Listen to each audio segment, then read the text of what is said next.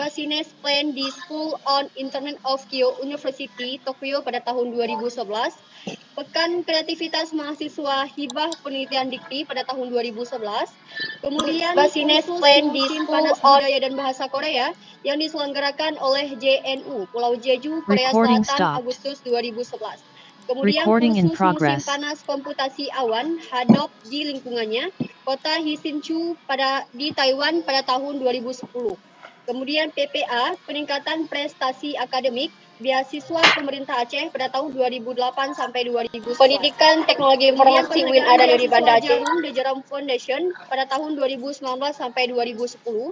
Kemudian mahasiswa wirausaha hibah bisnis startup dari Dikti pada tahun 2009. Kemudian Paskibraka, pasukan pengibar bendera di Aceh pada tahun 2005. Pengalaman mengajar, beliau sekarang belajar di UIN Araniri dari 16 Januari sampai dengan sekarang. Kemudian di Universitas Ubudiyah Indonesia pada tahun 2015 sampai dengan 2020. Kemudian Universitas Serambi Mekah di Banda Aceh pada tanggal 16 Juli sampai 16 Desember. Oke, selanjutnya kami persilahkan Bapak Mulkan Fadli untuk memaparkan materinya. Kepada Bapak kami persilahkan.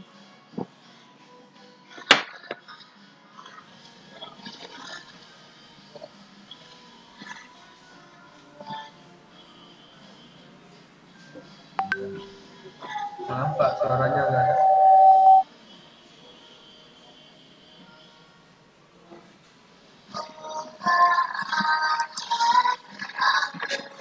Kalau sekarang masuk? Masuk. Sudah ya? Enggak, Pak.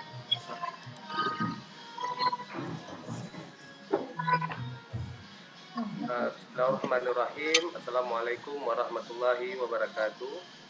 Waalaikumsalam warahmatullahi wabarakatuh. Alhamdulillahirabbil alamin wassalatu wassalamu ala asrofil anbiya wal mursalin. Rabbi shrah li sadri wa yassir li amri wa hlul 'uqdatam min lisani yafqahu qawli. Amma ba'du. Alhamdulillah dengan kemajuan teknologi hari ini kita bisa berkumpul di Zoom meeting untuk kesekian kalinya setelah sempat bosan sekali dengan Zoom meeting ini. Saya kira setelah pandemi pun ya alhamdulillah sudah selesai pandemi kita masih bisa berkumpul di sini. Saya diminta panitia untuk berbicara terkait inovasi teknologi dan tantangan di era digital. Tema yang diberikan panitia, saya mencoba mengambil suatu subjudul The Game Changer in Educational, ya, apa permainan yang berubah di dalam dunia pendidikan kita ketika terdisrupsi dengan teknologi informasi seperti sekarang ini. Baik, sebagaimana diperkenalkan oleh moderator, nama saya Mulkan Fadli. Saya sekolah S1-nya di Unsiah, sekolah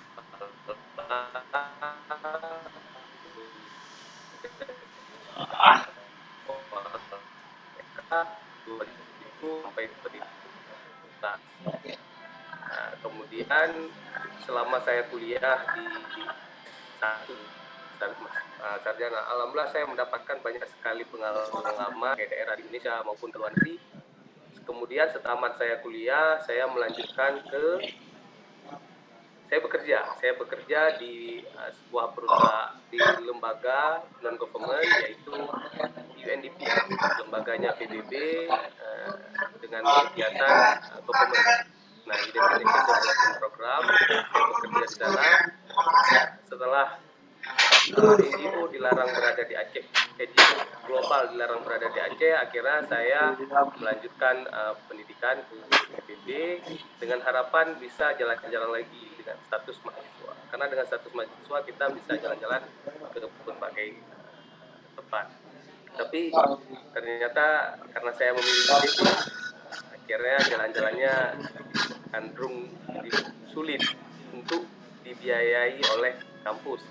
Nah, ya paling jalan-jalan dengan biaya sendiri, naik gunung dan sebagainya. Sana sangat menarik untuk jalan-jalan, hiking dan seterusnya. Baik, nah seperti dibaca tadi panjang lebar pengalaman atau achievement yang saya dapat mulai dari jarum. Kalau di Kemendikbud kita ada namanya Pekan Kreativitas Mahasiswa. Saya nggak ngerti di Kemenak itu apa ada, mudah-mudahan ke depan ada. Jadi di situ kita melatih kreativitas mahasiswa, baik yang hobinya ke research atau sakilahnya ke entrepreneur, bisa dilatih. Kemudian mahasiswa ini kesempatan untuk mencari pertukaran pelajar di summer, yaitu semester ini cari peluang-peluang kemana ada kegiatan pertukaran pelajar untuk summer. Nah, kan libur panjang bulan 6, bulan 8 dimanfaatkan dengan keliling-keliling ya, dibiayai oleh negara orang. Baik, itu sekilas tentang saya yang sudah dibacakan oleh moderator tadi. Nah, tidak memperpanjang mukadimah karena sudah sangat molor. Kita langsung masuk ke pembuka. Jadi terjadi disrupsi itu karena adanya industri revolusioner. Ya, terjadinya karena ada revolusi, mulai dari revolusi pertama 1.0, yaitu proses tenaga manusia digantikan dengan mekanis, motor power atau mesin uap, steam power. Nah, semuanya berubah menjadi menggunakan mesin. Nah, akhirnya terjadi revolusi industri, banyak pekerja juga berkurang. Nah, sama seperti yang kita rasakan sekarang di 4.0, rasa-rasanya kalau saya terjemahkan kata-kata tantangan dari panitia, yaitu ya peluang kerja. Nanti kalau udah tamat itu mau kerja di mana kira-kira ya, terjadi disrupsi. Nah, kita akan lihat apa sih makna disrupsi itu.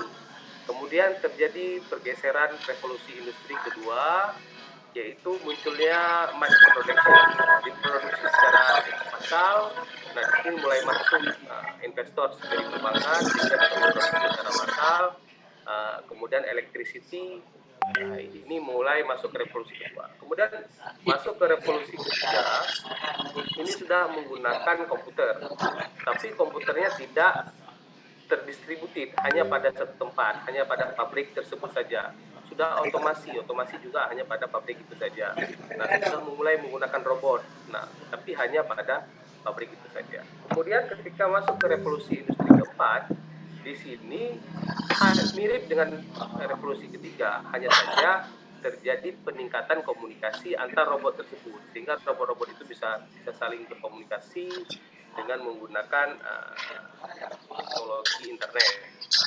Nah, pada revolusi keempat di sini tidak hanya bagaimana memproduksi barang, tapi bagaimana menganalisa barang apa yang dibutuhkan oleh masyarakat. Begitu juga dengan materi-materi perkuliahan, materi-materi pembelajaran. Kita bisa menganalisa masyarakat dunia itu sekarang lagi ngetren belajar apa sih. Nah, sehingga dengan kesempatan itu kita bisa mengarahkan minat kita atau syakilah kita, dalam bahasa Al-Quran syakilah itu diarahkan ke apa. Nah, kita menyebutnya dengan big data, cloud computing, sosial media.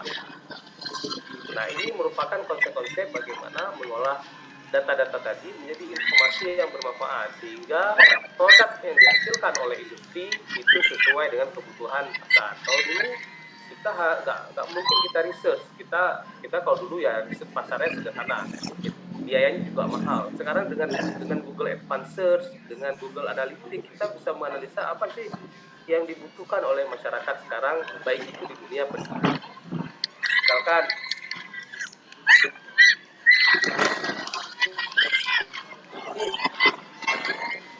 guru-guru segmen didik itu diperkaya. Kalau lagi banyak orang belajar agama, maka konten-konten agama itu diperkaya. Tapi bukan hanya konten di YouTube. Nah, bagaimana kita mengolah konten-konten tersebut sehingga konten itu bisa menjadi lebih bermanfaat, dan kita bisa mengukur asesmen terhadap si peserta didik tersebut. Baik, industri 4.0 itu tidak akan terjadi kalau penetrasi pengguna internet itu nggak tumbuh. Nah, ternyata di Indonesia itu pengguna internet itu sudah sampai 200 juta jiwa. Ya, 200 juta jiwa itu maknanya boleh jadi satu orang punya dua internet, misalkan dua mobile phone dan seterusnya. Intinya sudah sangat tinggi. 73% dari jumlah penduduk kita itu pengguna internet. Nah, dibandingkan 2018 hanya 64,8, dan sangat-sangat tinggi. Ini survei dilakukan sampai kuartal 2 2020, artinya di awal-awal pandemi. Coba bayangkan ketika pandemi itu terjadi, berapa pengguna internet kita?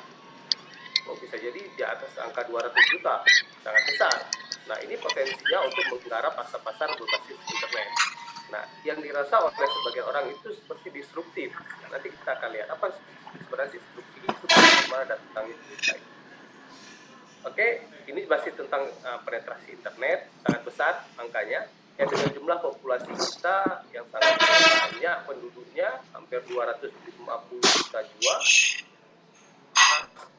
pasaran sangat banyak untuk pengguna internet. Nah, internet ini berdampak kepada banyak hal, ya, mulai dari pendidikan, finansial. Kita bahas pendidikan nanti. Kita bahas finansial teknologi dulu. Nah, saya pernah mengajar di mata kuliah komputer perbankan di FEBI. Nah, saya menampilkan suatu gambar, ternyata jumlah pegawai bank itu akan terus berkurang. Kenapa? Karena terjadinya otomasi ya. Kita pergi ke CS jam 2 tutup, jam 1 tutup, malam tutup. Sekarang kita buka rekening pakai aplikasi Genius, Bank Dana, dan seterusnya. BNI juga sudah ada, BSN juga sudah ada. Cukup dengan dari rumah kita, dengan mobile phone kita buka rekening, sehingga kita bisa transfer uang dan kita tidak harus bertatap muka dengan teller. Nah, semuanya itu akan terdisruptif. Bank-bank cabang, capem itu akan tutup. Dengan tutupnya perbankan kantor-kantor itu, maka pegawai juga akan berkurang. Nah, ini sangat disruptif. Begitu juga dengan guru di dunia pendidikan misalnya. Nah, coba bayangkan, ketika pembelajaran semua berbasis online itu diterapkan misalkan, maka jumlah guru itu akan berkurang drastis. Sangat drastis berkurang. Nah, apa yang akan dilakukan oleh alumni pendidikan yang cukup banyak sekarang ini? Nah, maka kita harus mencari set skill yang berbeda, yang lebih kreatif, yang lebih inovatif, agar alumni kita tidak menjadi pengangguran, terdidik misalkan. Nah, itu yang coba kita pikirkan bersama-sama di dunia pendidikan, sehingga tidak terjadi dilema disruptif ini. Oke, kemudian IoT, Big Data, Cloud Database, Blockchain. Nah, ini hal yang baru memang di dunia komputer. Istilah baru, bukan hal baru. Istilah yang baru yang mulai diperkenalkan. Nah, dalam tujuan marketing tentunya. Kemudian di medical juga halodoc, misalkan mendisruptif banyak sekali praktek-praktek yang ada di kota kita misalnya. Jadi dengan biaya cukup murah, konsultasi dengan halodoc cuma bayar 30.000. Tapi kalau kita datang ke dokter spesialis, ya kita bayarnya misalkan 100.000, 150.000, ini sangat disruptif ya. Nah, kita kembali ke dunia pendidikan, kemudian kita coba mencari poin-poin yang tepat. Bagaimana sebenarnya pendidikan ini layak kita arahkan di era digital. Sehingga beberapa pakar membuat satu konsep yang dikenal dengan Education 4.0, yaitu future. Apa dasarnya? Ya, pembuatnya adalah seperti ini. Kita melihat setiap zaman pasti ada eranya, setiap masa itu pasti ada gayanya. Nah, gaya itu terbentuk karena kondisi zaman itu. Ya, katakanlah generasi builder misalkan, yang usianya sekarang 71 tahun ke atas. Nah, mereka hidup pada saat krisis ekonomi global, terjadinya perang dunia, kemudian munculnya jiwa patriotisme. Nah, maka daya belajar mereka ya doktrin mereka. Ya doktrin itu ya paksaan. Nah, kemudian anak-anak mereka, ya itu mereka diajarkan oleh ayah mereka ya, builder ini. Kemudian anak-anak dari builder lahirlah baby boomer. Nah, baby boomer mereka lahir di saat krisis ekonomi global itu mulai pulih, perang dunia kedua juga mulai reda, mulai nyaman kehidupannya, sehingga mereka berorientasi pada karir. Nah, coba kita lihat orang tua kita yang usianya 52 sampai 70, pasti pencapaian mereka karir, konsisten, bagaimana cara mendapatkan jabatan itu konsisten. Nah, mengandalkan sesuatu dengan cara konvensional, sehingga gaya belajar juga ya konsisten, kelas 1, kelas 2. Nah, kemudian ada generasi X, ya itu usia 37 sampai 51, mungkin dosen-dosen daripada adik-adik sekarang usianya dia ada di generasi X. Nah, pada generasi X ini istilah yang dipopulerkan. Kenapa mereka nggak menyebutnya baby boomer atau yang lain sebagainya? Kenapa sudah generasi X ini dipopulerkan oleh sebuah novel yang berjudul Tales for an Accelerated Culture, ya, ditulis oleh Douglas. Nah, pada generasi ini pola asuh orang tua yang menghabiskan waktunya untuk bekerja. Nah, ada terjadi pola asuh yang mana ayah dari generasi X ini mencari karir dengan cepat, kemudian si generasi X itu sibuk dengan dunia kerjanya, sehingga si anak ini tidak diasuh dengan baik. Nah, ya, kemudian konflik-konflik global juga banyak terjadi. Kemudian ada generasi Y, ini generasi saya. Ya, generasi saya ketahuan lah umurnya, ya berarti ya sekitar 26.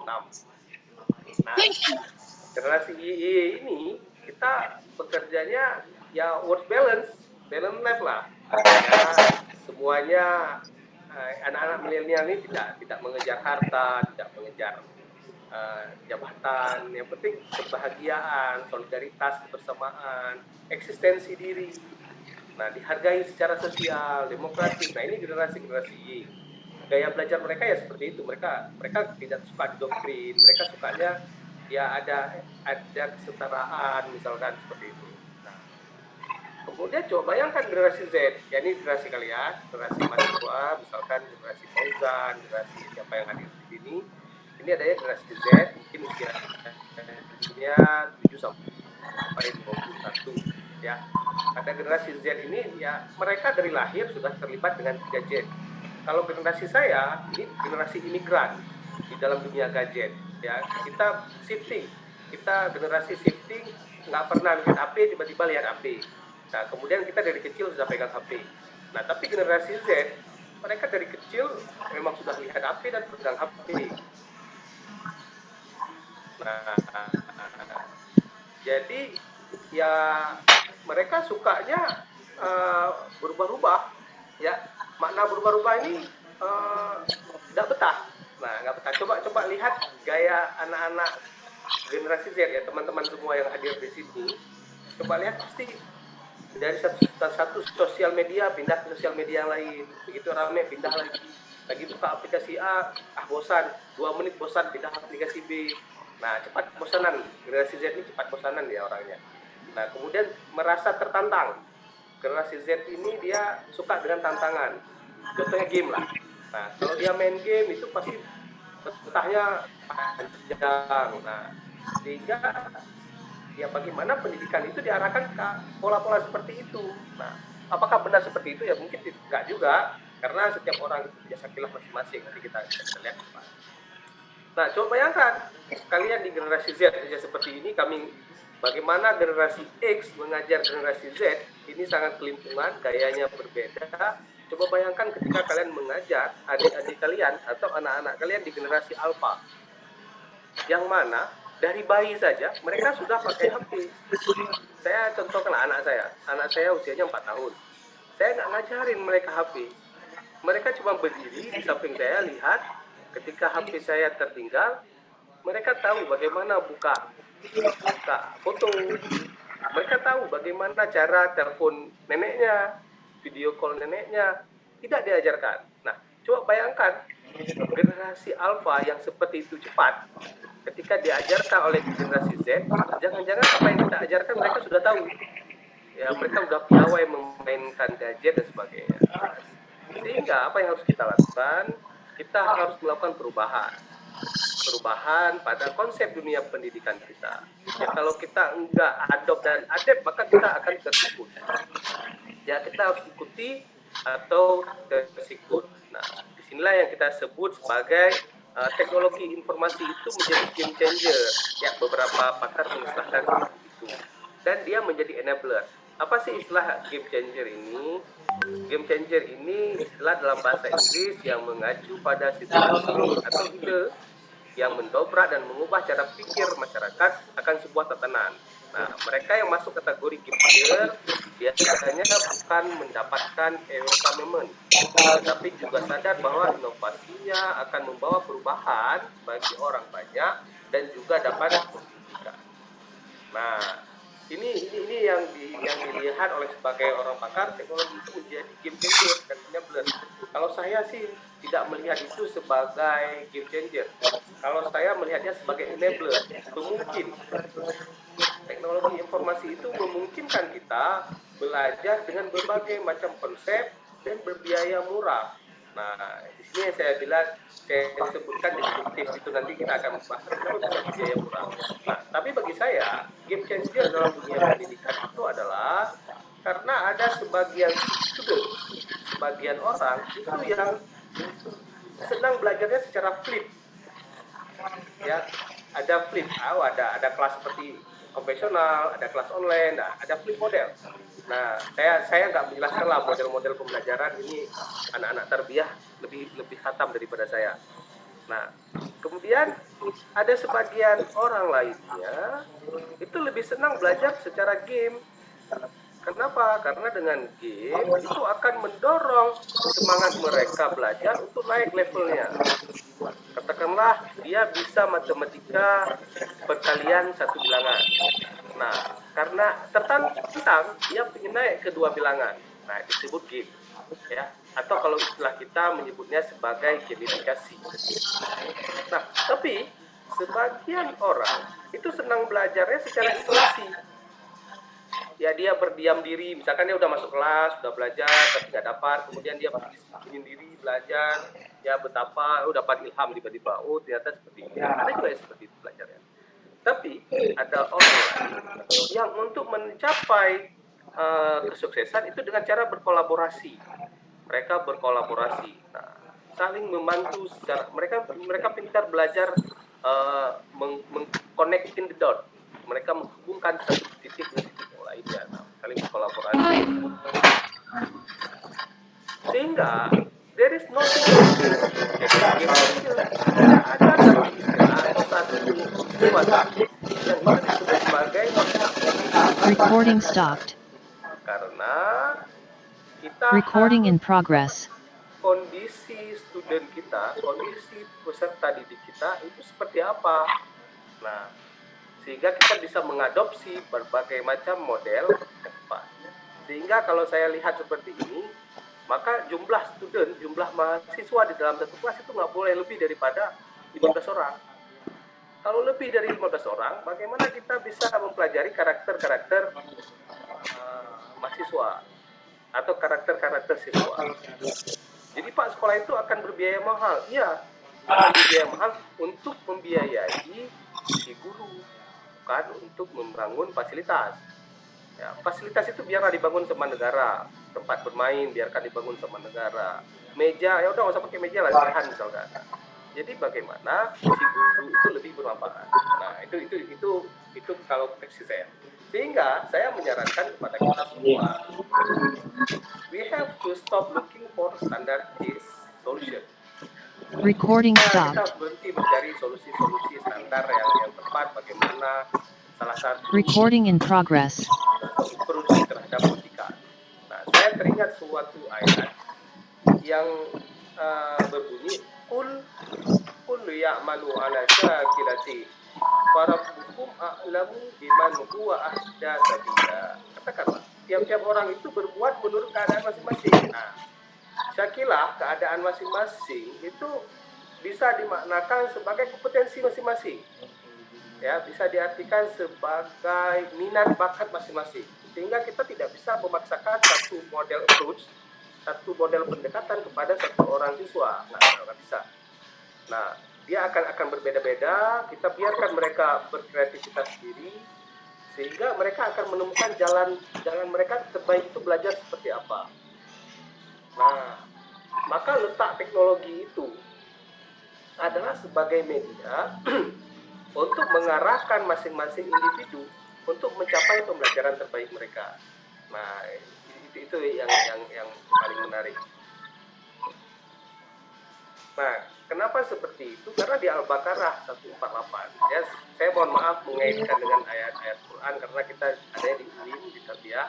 Ya, kami di Saintek dituntut untuk mencari titik temu antara sains dan agama, sehingga saya coba mencarinya.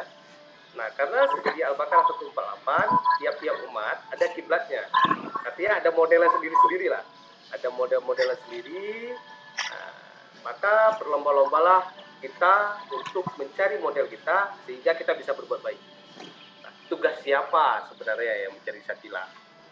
Nah, kalau versi saya itu tugas orang tua.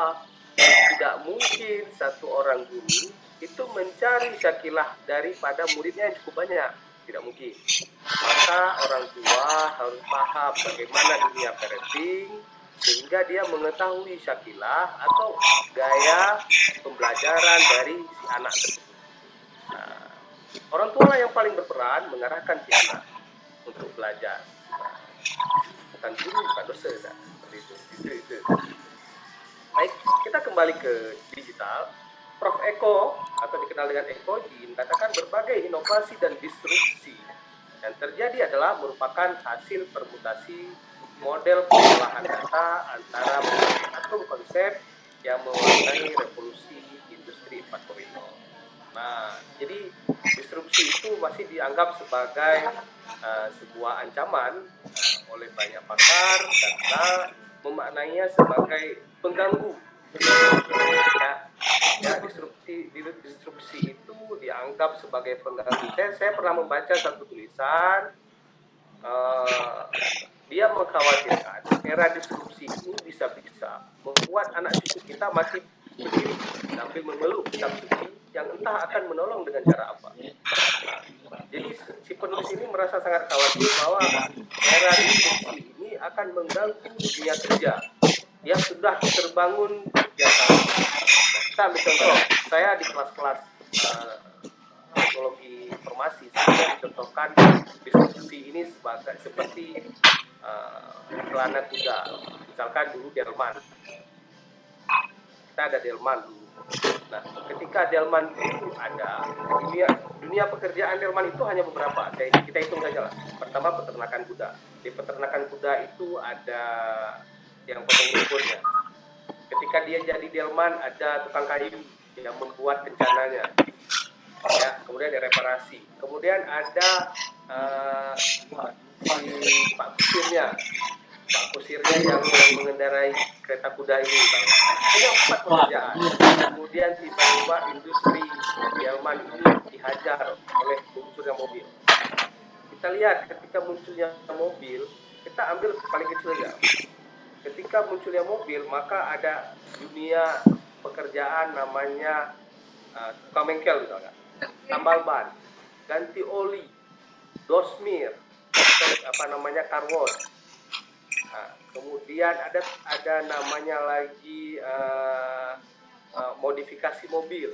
Orang jual mobilnya tentu, orang jual mobil, pabrik membuat mobil, tambang besi. Nah, banyak usaha-usaha lain yang muncul gara-gara disrupsinya satu segmen ini. Maka untuk apa kita bersedih? Nah, kita bisa melihat bahwa disrupsi ini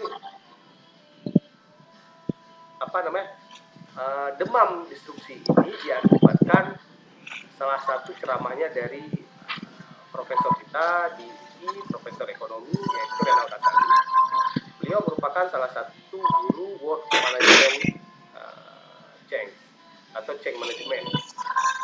Nah, di dalam konsep Change Management, untuk terjadinya perubahan, yaitu kita harus menggunakan konsep increasing urgency. Bagaimana meningkatkan rasa ketakutan sehingga orang itu mau berubah. Nah, sehingga dibuatlah panik. Seakan-akan era disrupsi itu akan mengubah banyak hal. Kalau kita nggak siap atau kita nggak segera berubah,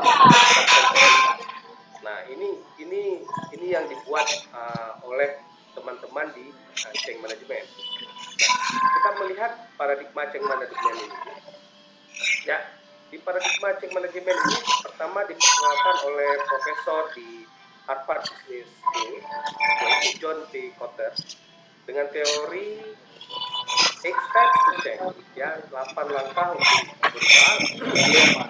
Langkah pertama, kalau kita mau berubah, maka kita harus meningkatkan Recording urgensi stopped. orang tersebut. Ya, moderator mohon diingatkan ya, Recording in progress. kalau waktunya harus dijeda.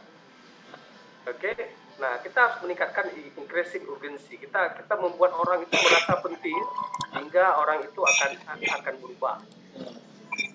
Nah, sehingga bagi mereka cara paling ampuh untuk membuat orang berubah adalah ketakutan. Sama seperti dosen-dosen misalkan, buat mahasiswa itu takut. Nah, guru begitu juga, buat anak-anak murid itu takut sehingga si murid itu berubah. Nah, dia berubah, kita takuti dia. Nah, kita takuti dia, misalkan dia nggak naik kelas. Nah, sehingga karena dia mendesak atau tertantang, maka dia akan melakukan perubahan. Nah, itu salah satu konsepnya. Ada banyak langkah-langkahnya, misalkan seperti form a powerful coalition, bentuk kelompok pemandu, create a vision for change, bentuk visi dan seterusnya. Nah, silakan disimak tentang model yang oleh John Kotter. Tapi apakah perubahan itu akan terjadi dengan kondisi ternyata tidak bisa diimplementasikan dengan tepat untuk perubahan di dalam era disruptif.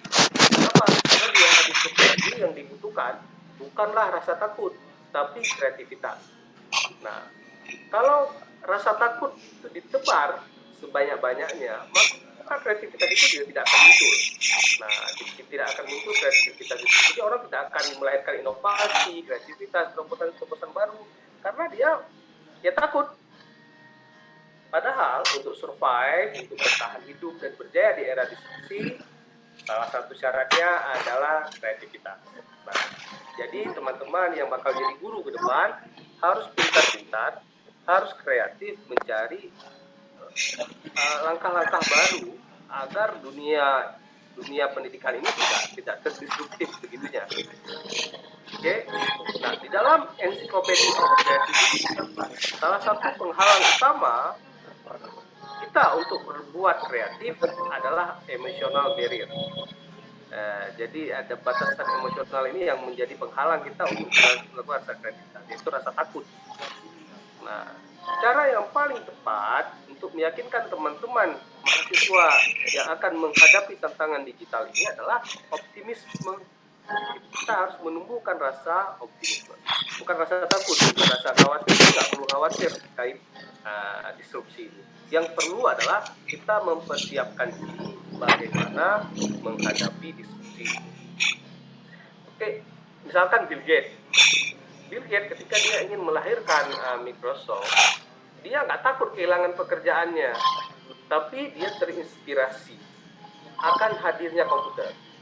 Nah, karena dia hadirnya komputer, kemudian dia tertantang dengan proyek MS-DOS dari perusahaan IBM. Itu kondisinya bahwa dia akan berhenti bekerja dan nggak pulang dulu selama 6 bulan sampai MS-DOS-nya selesai. Juga dengan Mark Zuckerberg yang mendirikan Facebook atau membangun platform Facebook itu bukan dari rasa ketakutan akan DO. Ya, kalau dia takut ini DO nanti DO, maka Facebook itu akan lahir mungkin sekarang. Ya, jadi mimpi-mimpi yang dia optimisme. Kemudian kita lihat Steve Jobs, Thomas Alva Edison, Elon Musk, Jeff Bezos, itu semua inovator yang sangat radikal, yang sangat kreatif. Mereka melahirkan produk-produk tersebut bukan dari rasa takut, merasa tertantang, tapi karena ketenangan hati, optimisme, dan melihat kesempatan yang besar di tengah banyaknya orang merasa tertekan. Nah, contoh seperti ruang guru misalkan. Ruang guru lahir dari rasa takutnya banyak sekolah akan terdisruptifnya dengan teknologi pembelajaran digital. E-learning itu bukan hal baru. Saya dari 2008 sudah menerapkan e-learning di banyak sekolah, tapi tertolak semuanya. Kenapa? Karena saya rasa guru tidak mau berubah atau guru khawatir akan tertinggal dengan teknologi. akhirnya apa? Baru muncul sekarang ketika COVID itu datang, memaksa kita untuk menjadi berubah. Ya, maka bagi saya ini salah satunya sebagai driven untuk mengadopsi teknologi yang lebih cepat. Baik, sehingga rasa takut dan pesimis itu sama dengan bingung dan mati gaya. Sehingga jangan ada di hal ini di dalam karakter mahasiswa UIN yang bakal tamat di dunia pendidikan dan menjadi guru. Maka kita harus tenang dan optimis supaya apa? Menghasilkan kreativitas dan solutif. Nah, perlu kita ketahui bahwa disrupsi ini merupakan fase keempat, ya, fase ketiga kalau nggak salah saya, dari era digital yang dikembangkan di Singular University. Maka setelah era disruptif, kita akan masuk ke era keberkahan. Nah, kita sudah menikmatinya. Zaman saya SMA, zaman saya kuliah, untuk berkomunikasi itu cukup mahal. Ya, untuk buat Zoom meeting seperti ini, kita harus menyewa Polycon. Harga Polycon itu 200 juta satunya. Untuk sewa harus bayar ke kampus untuk buat teleconference namanya dulu. Kita mengenal istilahnya teleconference pakai Polycon. Itu bayarnya itu tahun-tahun 2008, kita bayarnya hampir 3 juta per event. Ya, karena kita sewa IT public, duit yang besar, instrumen sangat mahal. Nah, sekarang kita menikmati keberkahannya dengan ada disruptive Zoom. Kita bisa meeting seperti ini dengan sangat murah. Panitia nggak perlu mikirin biaya, tinggal cari pemateri, nggak perlu mikirin gedung, nggak perlu mikirin apa-apa, yang selesai. Nah, maka saya tertarik dengan ayat yang di dalam Al-Quran. Walau Allah amanu wa taqaw la fatahna alaihim barakat walakin kadzabu fa akhadnahum bima kanu yaktubun. Nah, mudah-mudahan keberkahan ini atau era abundance dalam bahasa Indonesia. Nah, kita itu karena keimanan kita, karena ketakwaan kita, sehingga Allah bukakan semuanya, kita bisa menikmati tersebut dengan sangat. Baik, kita menyongsong era keberkahan. Nah, era disruptif ini tidak seharusnya membuat kita menjadi ketakutan, tapi harus membuat kita menjadi lebih optimis. Kenapa? Karena era disruptif itu merupakan era transisi menuju era abundance, atau dalam makna lain keberkahan. Kalau saya terjemahkan keberkahan. Nah, siapa yang memperkenalkan konsep? Konsep ini diperkenalkan di Singularity University merupakan kampus yang ada di Silicon Valley, diperkasai oleh perusahaan-perusahaan besar. Di sana, era disruptif ini menimbulkan aura positif, ya, dan penuh semangat karena mereka akan menikmati kelimpahan tersebut. Contohnya dulu untuk bisa nonton film itu bayar bioskop mahal. Sekarang langganan Netflix 10.000 ya sebulan, 10.000 sebulan kita bisa nonton berbagai macam film. Nah, atau itu masih berbayar, yang gratis misalkan YouTube. Dulu untuk dengar lagu kita mesti beli kaset dan sebagainya. Sekarang juga buka YouTube, bahkan perusahaannya sendiri yang memasukkan lagu itu dalam YouTube. Nah, itu era keberkahan. Nah, ini berawal dari tesisnya pendiri Singular University, namanya Ray Kurzweil. Ray Kurzweil di tahun 99 dia menulis buku The Age of Spiritualism. Nah, kemudian di dalam buku tersebut dikeluarkanlah sebuah tesis, Law of Accelerating Return. Hukum langkah balik dari akselerasi. Nah, hukum ini diambil Ray dari hukumnya Moore. Moore ini salah satu pendiri Intel. Apa kata Moore? Moore berkata bahwa teknologi bergerak secara eksponensial. Artinya, kecepatan prosesor komputer dan daya tampung grafis dan segala hal yang disentuh keajaiban tentang inovasi itu berlipat 2 kali lipat setiap 18 bulan. Nah, coba bayangkan, setiap 18 bulan kita akan muncul HP baru yang mana harganya sama seperti HP lama di 18 bulan yang lalu.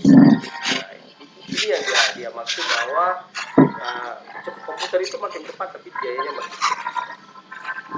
Nah, coba kita bayangkan bayangkan misalkan HP kita di 25 tahun yang lalu, di HP kita sekarang sudah ada GPS, ada fax, ada recorder, ada kamera, ada radio, ada TV, ada kamus, ada scanner, ada telepon di dalam satu HP. Coba bayangkan HP itu ketika dibangun 25 tahun yang lalu, mungkin harganya sekitar $1 juta atau 14 miliar. Nah, tapi sekarang harganya cuma berapa? $1 juta misalnya, itu $3 juta. Nah, ini yang disebut sebagai dengan low accelerating of return. Nah, sebenarnya kita sudah menikmati free economy ini atau era abundant ini. Misalkan seperti email gratis total, ya sangat gratis. Telepon, kalau dulu telepon ke luar negeri bayarnya mahal, sekarang cukup pakai WA call. Sekolah gratis, ya tinggal pakai Khan Academy. Oh perlu ijazah, tinggal ambil paket A, paket B, paket C. Nah, tidak ada repot kan. Mau kuliah gratis, ada Coursera. Mau dapat ijazahnya, kita bayar ke Coursera, kita dapat ijazahnya. Nah, mau buku kreatif, ada Pendrive. Mau musik dan film kreatif, ada YouTube. Nah, kita sudah menikmati era-era abundant itu sebenarnya. Walaupun tidak serta-merta. Nah, misalkan dulu perusahaan, untuk bangun perusahaan, itu harus ada single empowerment. Harus ada capital ekonomi. Tapi sekarang sharing ekonomi. Nah, semua ini adalah era-era abundant. Era-era keberkahan. Nah, seperti saya bilang di awal sebelumnya tadi, bahwa era disrupsi ini merupakan fase ketiga dari 6 fase exponential growth. Nah, apa fase exponential growth ini? Kita bisa lihat pada slide ini. Merupakan ini temannya si Ray tadi, namanya Peter Diamandis. Itu menyusun sebuah gejala perubahan yang ditandai dengan 6 fase perubahan. Nah, atau disebut 6 day of exponential growth. Yang pertama, digitalisasi. Nah, pada proses digitalisasi ini terjadi transformasi dari analog menjadi digital.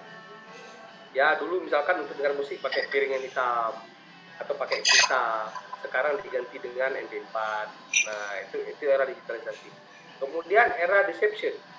Era deception ini banyak perusahaan-perusahaan tip, kamera yang mereka tertipu. Dikiranya teknologi amatir itu tidak akan bisa tergantikan oleh teknologi digital. Nah, misalkan Kodak. Kamera Kodak dulu sangat terkenal. Tapi gara-gara mereka merasa deception, mereka merasa tidak mungkin terkejar lah. Atau Nokia misalkan, kok nggak mungkin kita dipotong. Nah, mereka salah. Akhirnya ketika komputer itu tumbuh dengan sangat cepat, biaya sangat murah, sehingga semuanya tergantikan. Baru kita masuk ke era disruption. Nah, disruption ini di luar kendali kita, setiap 18 bulan semuanya itu naik dengan sangat eksponensial. Ya, kamera yang dulunya cuma 0,1 megapiksel, sekarang jadi 2 megapiksel, 4 megapiksel, 8 megapiksel, dan seterusnya. Nah, ini disebut sebagai era disruptif. Disinilah yang munculnya kehebohan. Banyak perusahaan-perusahaan merasa terdisrupsi, terganggu dengan hadirnya Uber, taksi misalkan, dan perusahaan hotel yang hadirnya Airbnb, dan seterusnya. Nah, sehingga banyak orang panik di sini. Perbankan lahirnya dengan dengan mobil-mobil banking dan seterusnya.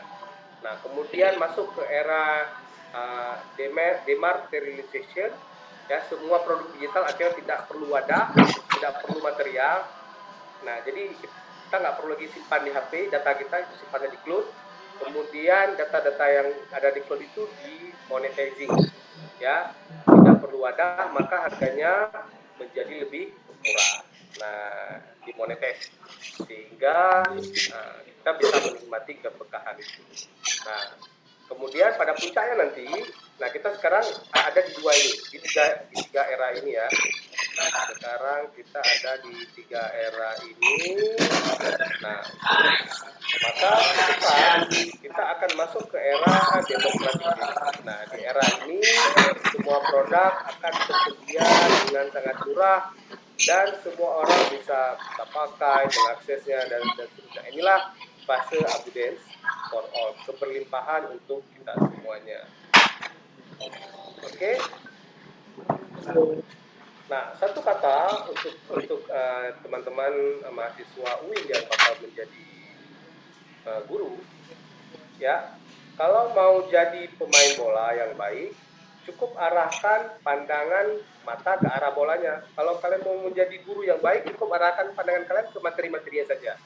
Tapi kalau kalian mau jadi pemain bola yang hebat, arahkan mata dan permainan kita ke mana bola dan permainan itu akan dituju.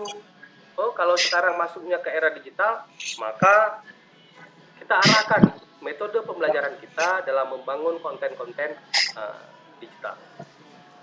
Maka era itu adanya di sini, ya, adanya di e-learning, bagaimana kita memaksa mahasiswa, guru, murid untuk belajar berbasis elektronik karena dianggap sangat murah dan mungkin lebih efektif, mungkin ya tergantung syakilah masing-masing tadi ya. Tergantung syakilah masing-masing tadi. Tapi ada masalah dengan era e-learning ini. Dan itu saya rasakan sekali. Saya pakai berbagai macam ya Pak.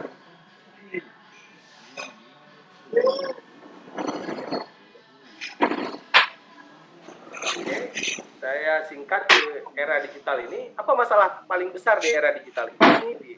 Tantangan terbesar di era digital ini bagi guru adalah solve problem in e-learning, ya, karena ada yang paling penting itu adalah self regulasi ya. Self regulasi ini paling penting. Jadi sangat sulit memaksa orang itu untuk belajar secara mandiri. Saya ambil contoh lah. Saya buat e-learning dari 2008. Hampir semua problemnya mahasiswa cuma klik conteng sudah selesai. Kalau nonton video ya dibiarkan aja seperti itu sampai selesai videonya. Kita bisa lihat recordnya kok. Kita lihat recordnya itu mereka buka halaman itu cuma 1 detik atau 2 detik, kemudian dia keluar dari halaman itu dia conteng, nah selesai. Nah, seperti itu. Jadi problem terbesar dari tantangan digital itu adalah solve problem in e-learning. Saya khawatir era keberkahan itu adalah istidrajnya Allah yang termaktub di dalam ayat ini, falamma nasu ma dzukiru fatahna alaihim abwaaba kulli syai'. Ketika mereka melupakan peringatan yang telah diberikan kepada mereka, kami pun membukakan pintu kesenangan. Nah, saya khawatir e-learning, teknologi informasi itu kesenangan-kesenangan yang dibiarkan oleh Allah kepada kita, sehingga karena kita merasa jumawa, gembira dengan apa yang ada, tiba-tiba kita terdiam. Ternyata banyak sekali generasi kita yang akhirnya bodoh, banyak sekali generasi kita yang akhirnya tidak mencapai pembelajaran dengan baik. Sehingga kita coba memperkenalkan beberapa buah model. Ya, ini misalkan penggabungan antara e-learning dengan environment. Kita melihat bahwa di sini si mahasiswa itu adanya di oke, 3 menit lagi ya. Nah, misalkan di sini kita bisa melihat bahwa ini kampus, ini rumah, kemudian mahasiswa belajar menggunakan e-learning system. Nah, bagaimana peran ini terbentuk di sini nih. Nah, ya, gangguan, dukungan itu didukung oleh lingkungan. Nah, ini platform kita. Bagaimana mahasiswa itu merasa berada di sini sehingga dia akan belajar dengan baik. Nah, kemudian kita melihat bagaimana regulasi untuk memaksa si mahasiswa itu belajar. Maka kita memperkenalkan ini, ya, environment learning tadi, bagaimana asesmennya dipaksa mahasiswa untuk belajar sehingga menghasilkan pembelajaran yang baik. Nah, konsep terakhir dari penggabungan ini ya seperti ini. Ya, saya persingkat saja definisinya. Ya, kita harus menyusun strategi, goal, progress. Nah, kemudian waktu kita paksa mereka untuk benar-benar belajar secara efektif.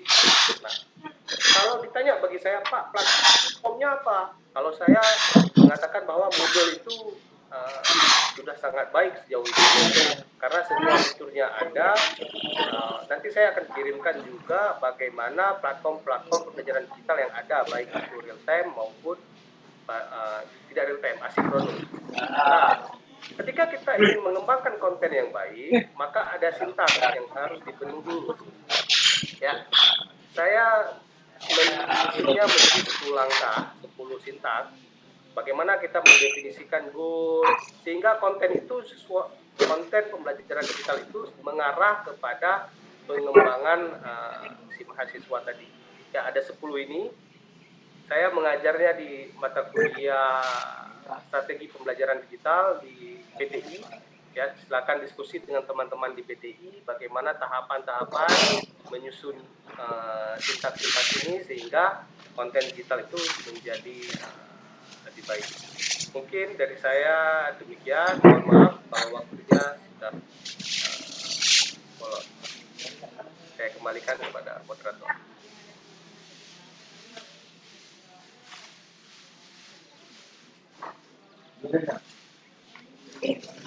Ya, terima kasih kami ucapkan kepada Bapak Nurkan Fatli atas paparan materinya. Bisa kita simpulkan di sini bahwa tadi yang terakhir, kalau mau jadi pemain bola yang baik, maka arah